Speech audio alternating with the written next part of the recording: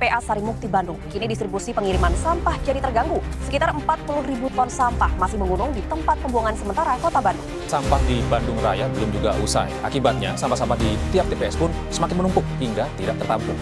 TPA Sarimukti sudah dibuka dan secara bertahap beroperasi. Permasalahan sampah di Kota Bandung, Jawa Barat belum teratasi. Sampah terus menumpuk dan overload di sejumlah TPS.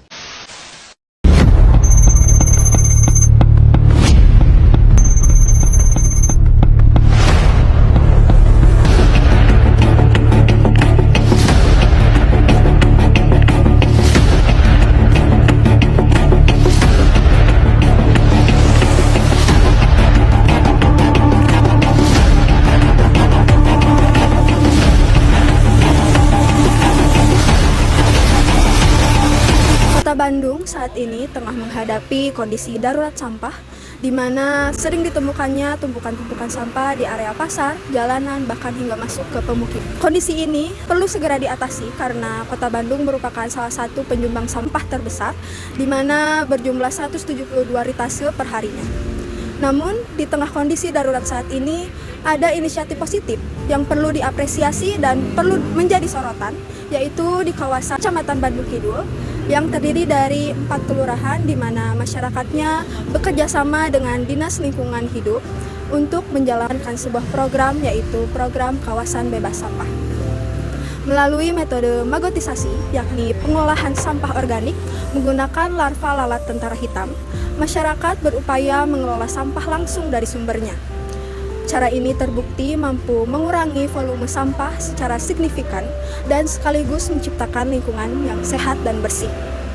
Bagaimana implementasi program ini di lapangan, dan apakah ada tantangan yang dihadapi oleh masyarakatnya, dan apakah program ini bisa menjadi contoh bagi masyarakat wilayah lain di Kota Bandung? Mari kita simak laporan investigasi dari kami berikut ini. Seperti yang kita ketahui, kondisi persampahan Kota Bandung saat ini ya, masalah sampah lagi sedang darurat. Ya, TPA Sarimuktinya juga sudah overload sekali, segala macam. Cara sosialisasinya di wilayah Bandung Kidul, yang pertama udah sampaikan ke kecamatan bahwa saya ditugaskan sebagai pendamping kawasan bebas sampah, berarti di wilayahnya akan ada nanti wilayah kawasan bebas sampah. Dari kecamatan, terus kita sosialisasi di kelurahan, dari semua kelurahan, terus sosialisasi ke setiap RW. Kebetulan di Kecamatan Bandung Kidul ada 34 RW, tapi ada 2 RW yang termasuk wilayah kawasan berpengelola. Kebetulan kami untuk pengkhususannya di sini adalah magotisasinya, metodenya metode pemagotan. Jadi pengolahan sampah menggunakan magot. Nah, untuk magot sendiri sebetulnya itu cikal bakalnya berdiri itu pada tahun 2023 bulan November yang waktu darurat sampah. Nah, karena kan waktu itu sampah itu udah sangat numpuk dan overload dan itu Sarimukti pun udah nggak nerima. Kalau nggak nerima berarti ya kita akan terjadi penumpukan di wilayah masing-masing. Nah, salah satu solusinya kami mendirikan yang namanya hanggar magot. Hanggar magot itu untuk beternak magot, fungsinya untuk mereduksi sampah yang masuk, terutama sampah organik. Sama komplek BBR RW 9 Kujang Sari, itu kawasan berpengelola. Mungkin itu berbeda sosialisasinya dengan yang wilayah 32 lainnya. Jadi itu biasanya cara sosialisasinya adalah kumpul di kecamatan, kumpul di kelurahan, dikumpul di titik-titik RW ya, bisa di kantor RW, bisa di lapangan, bisa di salah satu rumah warga seperti itu. Biasanya sosialisasinya disampaikan di riungan-riungan, atau juga biasanya sosialisasinya adalah ketika kegiatan rutin PKK kecamatan, kelurahan, kegiatan rutin PKK RW. Dan juga sosialisasinya juga gue suka sampaikan juga kalau ada di kegiatan pengajian, arisan, atau seperti tadi senam kayak gitu. Jadi sosialisasinya semua dapat. Tujuan utamanya untuk mengurangi sampah yang harus dibawa ke TPA. Itu aja intinya mah. Kalau bisa mah nggak usah ada yang dibawa ke TPA gitu. Tapi kan ya nggak mungkin. Nah, kebayang tuh sekarang kalau organiknya habis di wilayah sama magot. Kenapa magot? Karena magot itu kemampuannya 1 kilogram maggot mampu mereduksi 2 kali lipat bobotnya. Berarti 1 kilogram maggot kita bisa mengurai sampah organik 2 kilogram. Itu dengan idealnya ya, tapi pada dasarnya itu bisa lebih juga sebetulnya, sampai 3 kilo masih mampu. Itu dari biaya juga cukup murah kalau dengan maggot, bahwa dari maggot itu kan ada sumber daya ekonomi ya, gitu. Nah itu berdaya guna ekonomi kenapa? Karena maggot setelah usia tertentu dia menjadi nggak produktif kan untuk ngegerus ini. Nah itu mau dikemanain gitu kan? Selain sebagian kami pisahkan untuk regenerasi, berikutnya gitu keberlangsungan siklus kami juga bisa jual. Atau kalau nggak dijual juga kami ada beberapa peliharaan, ada ikan, ada ayam gitu kan, itu bisa. Nah itu untuk tujuannya untuk mengurangi biaya pakan. Lumayan, biaya pakan itu bisa tereduksi sekitar 35%. 35%. Biasanya kami beli itu misalkan pakan toko gitu kan yang berbentuk pelet, wur, itu sekitar 100.000. Setelah dibantu dengan pelet itu kami hanya mengeluarkan sekitar 65.000. Itu lumayan, dampak ekonomisnya ada gitu kan. Sama bata terawang, sama komposter, sama loseda gitu. Terus sama takakura atau sama karempos, atau yang lebih mudah lagi dikubur jadi media tanam. Habis tuh organik. Terus nanti ada yang anorganik bernilai jual, itu pasti dikumpulin kan sama mang petugas sampah, dikumpulin semua.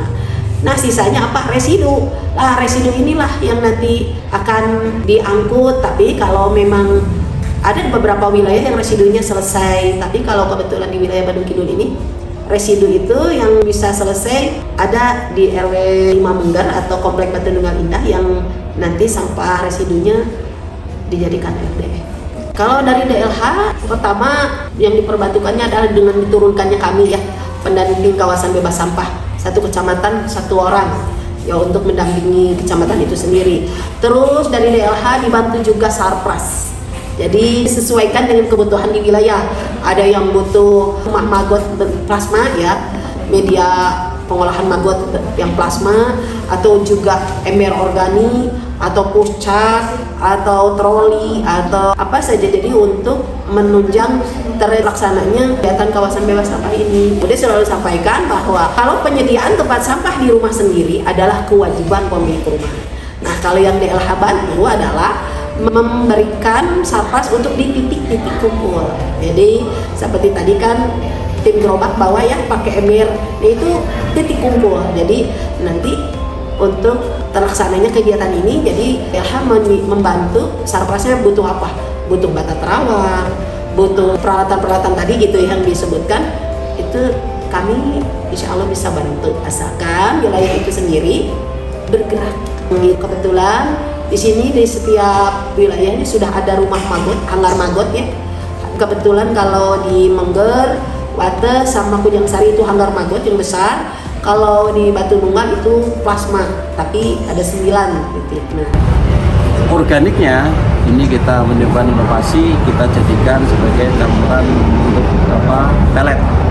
pelet pakan ikan maupun pakan ternak.